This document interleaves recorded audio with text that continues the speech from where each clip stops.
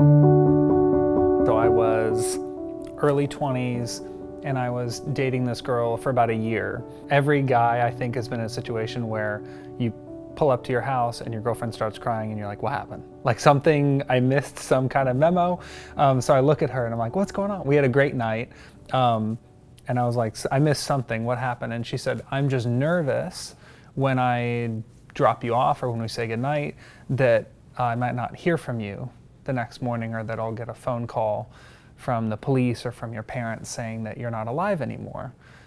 Because I was self-harming at the time, I was suicidal, and she was like, she didn't say this like, do you have any idea how hard this is for me? She said like, I'm just afraid when I say goodnight. And I go home and sometimes I have difficulty sleeping, or if I don't hear from you until late in the day the next day, I get nervous that something happened to you. And you could tell she really was distraught over this, and I remember thinking, the whole time it had hurt me so much. My depression, my anxiety, like all of the challenges I was facing caused so much pain for me that I neglected to consider how it might be affecting other people. So at the time, I was self-harming, so I'm like, I don't care if this affects me. But that sort of like paternal, like partner instinct popped up in me, and I was like, but nobody hurts her. So I remember thinking like, now it's personal. Like my depression and anxiety, my self-harm can hurt me all at once, but now that it's affecting someone that I love, because at the time I didn't love myself, but I did love her.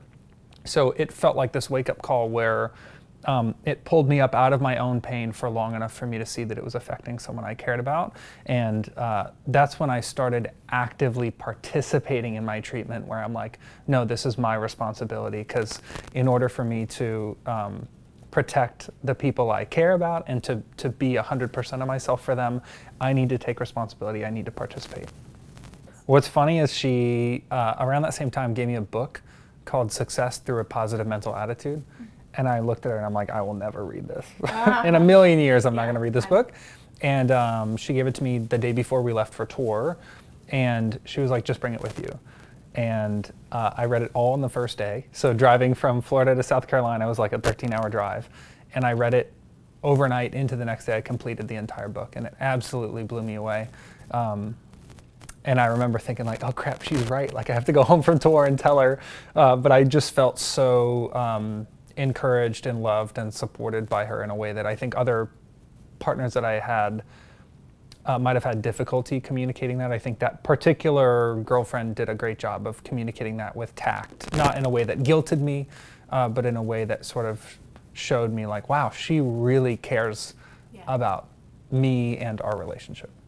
For a long time, I thought because what I was dealing with wasn't my fault, quote unquote, then it shouldn't be my responsibility. So like if I was abused, then how come it's on me to go to therapy and heal it? So I kept thinking somebody else needs to take care of this. And I think that experience showed me like, it might not be my fault that I grew up the way I grew up and I live with the diagnoses I live with, but it sure as heck is nobody else's responsibility to heal this for me. It really woke me up to the difference between fault and responsibility.